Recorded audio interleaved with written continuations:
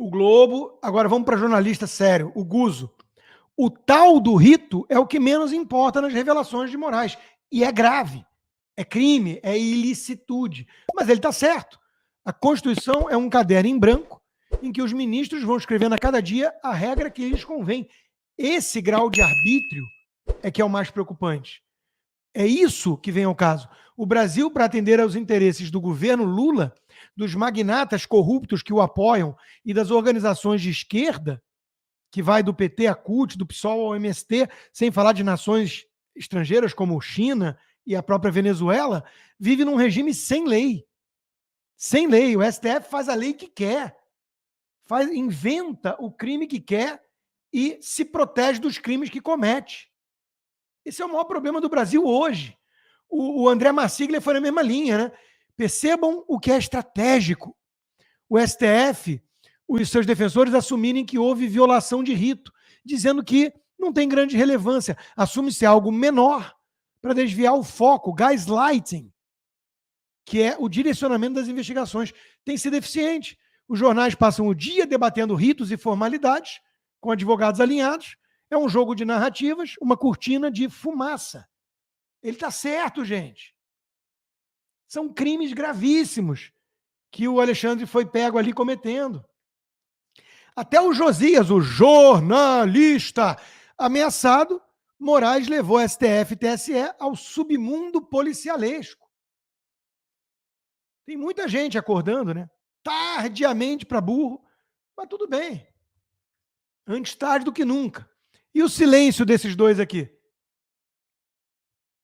Eu acho que foram escolhas muito ruins do Bolsonaro e aqui há um abismo entre o legado do Trump aqui nos Estados Unidos e o que fez o Bolsonaro. Podia ter escolhido nomes melhores. Dito isso, uma amiga minha da área de direito trouxe um bom ponto. A gente não reclama sempre desses ministros que se manifestam politicamente em demasia e que deveriam se manifestar só nos autos, nas suas decisões? Eles estão em silêncio, pelo menos eles não estão prestando solidariedade ao criminoso. Menos mal. Mas eu acho que ambos têm sido, mesmo dentro dessa limitação, terrivelmente covardes.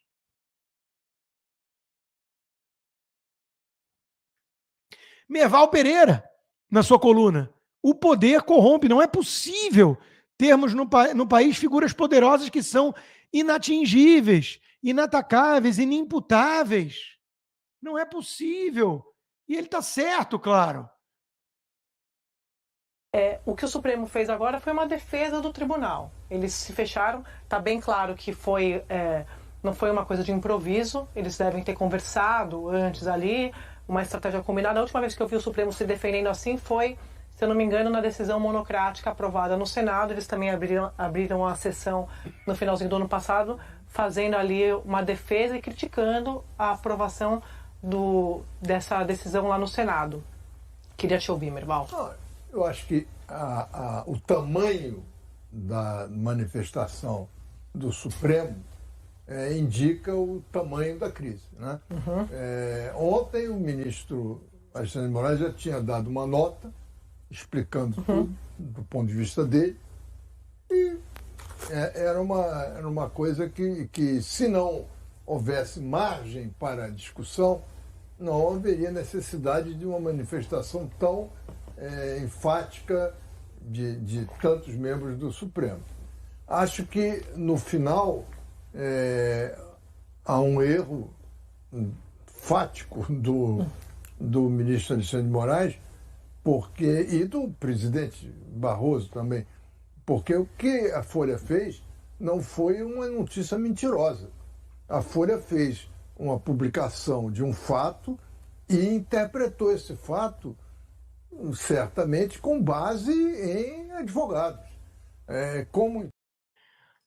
A Malu Gaspar também viralizou com uma explicação didática, sucinta, em 2 minutos, que até um Guga Chakra da vida, oi Guga, pode entender. E essa vaza-jato do Alexandre de Moraes, hein? O caso é grave mesmo ou é só espuma? Bom, gente, vamos por partes. O que a Folha mostrou é sério, sim. Os jornalistas tiveram acesso a mensagens mostrando que assistentes do Moraes no Supremo pediam por baixo dos panos para o pessoal de combate à desinformação do TSE relatórios sobre os bolsonaristas que o ministro queria punir. Eram dados públicos tirados das redes, mas a questão não é essa. O problema é que o ministro decidia primeiro quem ele queria punir, encomendava os relatórios para essa equipe dele no TSE e depois incluía o material nos processos como se eles tivessem sido feitos por iniciativa do próprio TSE ou chegado por denúncia anônima. Quando as mensagens apareceram na Folha, o ministro e os colegas do Supremo disseram que estava tudo legal, porque o TSE tem poder de polícia, então o Alexandre no TSE também tinha poder de polícia. Se isso é verdade, primeiro, se isso é verdade, por que disfarçar a origem dos relatórios? Os próprios assistentes do Moraes falam o contrário nas mensagens. O juiz Ayrton Vieira, que era o braço direito do Alexandre, diz o seguinte: formalmente, se alguém for questionar, vai ficar uma coisa muito descarada. Como que um juiz instrutor do Supremo manda para alguém lotado no TSE e esse alguém, sem mais nem menos, obedece e manda um relatório, entendeu? Ficaria chato. É o que ele escreve nas mensagens. Em outro momento, o mesmo Vieira pede pro perito do TSE fazer um pente fino na revista Oeste e nas outras revistas golpistas para desmonetizar nas redes. Mas o cara responde que só encontrou publicações jornalísticas e que não estavam falando nada. Então o Vieira diz assim: use sua criatividade, quero nem saber. Aí você pode dizer, bom, mas era tudo feito para prender bolsonarista, para prender golpista, gente contra a democracia. Então tá valendo. Será mesmo? Você acha que um juiz com tamanho poder vai usar esse poder apenas pro bem? É por isso que se fala tanto em devido processo legal. É importante que a justiça seja feita de acordo com regras que valem para todo mundo. Você gostaria de saber que está sendo processado por alguém, processado e julgado por alguém que usou a criatividade para produzir um documento contra você? Eu tenho uma fonte do Centrão que costuma brincar que a justiça no Brasil funciona assim: quando a ação é contra o meu inimigo, é Estado de Direito. Se é contra o meu amigo, é Estado policialesco. Tá na hora de a gente começar a pensar sério sobre isso, sem fla-flu ideológico. Vocês não acham, não? Sem fla-flu ideológico. É exatamente isso, Malu Gaspar. Tá certíssima. O senador Alessandro Vieira também endureceu. Ele já tinha antes feito declarações muito duras contra o abuso de poder pelo STF. Chegou a assinar lá pedido de impeachment, o CPI, lava-toga e tudo. Depois recuou. Agora está subindo o tom de novo. Seja bem-vindo. A situação do ministro Alexandre de Moraes ela é muito particular. O ministro Alexandre ele tem uma postura de justiceiro.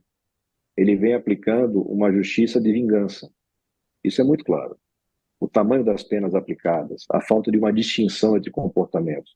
Eu não tenho como justificar no direito brasileiro, do ponto de vista de proporcionalidade de pena, a dona Maria que invadiu um prédio público pegar 17 anos de cadeia. No nosso sistema de penas, essa é uma pena que raramente um homicida pega, um estuprador pega. Então, assim, existe um excesso na forma, no conteúdo daquilo que o ministro faz desde o início, porque não é razoável, novamente, nosso sistema não permite que você tenha a mesma figura exercendo o papel de investigador, de denunciante, de juiz. E no caso que aparentemente vai surgindo, tudo isso tem que ser verificado com muita cautela, agora também a função de perito, porque ele entrava no detalhe dos laudos que eram elaborados, pedindo que esses laudos fossem ajustados à tese que ele queria defender. Então isso é flagrantemente irregular. Mas isso não pode virar um terceiro turno eleitoral, isso não pode virar uma discussão no legislativo de conteúdo de decisões judiciárias, porque isso constitucionalmente não é possível. Então a gente tem um dilema aí, de ter que encontrar ferramentas para botar de volta na caixinha esse monstro autoritário que surgiu e que vários segmentos da sociedade brasileira validam hoje, um pretexto da defesa da democracia. Monstro autoritário. É isso mesmo. É isso mesmo.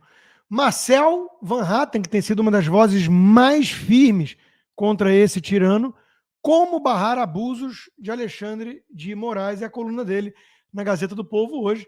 Temos um Supremo Tribunal Federal que não representa mais a justiça do Brasil, e ele está absolutamente certo e convoca todo mundo para as ruas. O Brasil precisa voltar às ruas para que os parlamentares brasileiros convençam-se da necessidade de ação imediata. Não podemos ser vencidos pelo medo. Tem uns esquerdinhas invadindo o chat dizendo que eu vou ser preso. Vai mandar a Polícia Federal aqui? Ah, é o FBI que vem aqui. Pelo crime de dizer que tirano é tirano.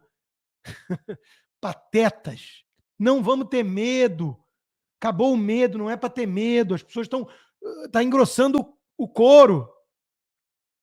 o criminoso vai cair, vai ter que cair.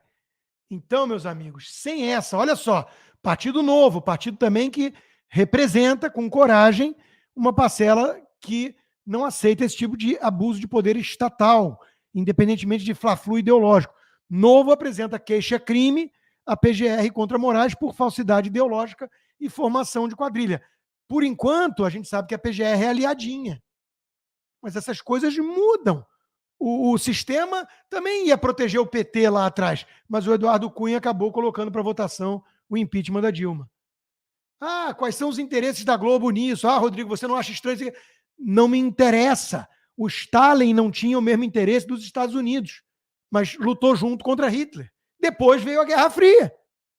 Depois veio o fla-flu, capitalismo e comunismo.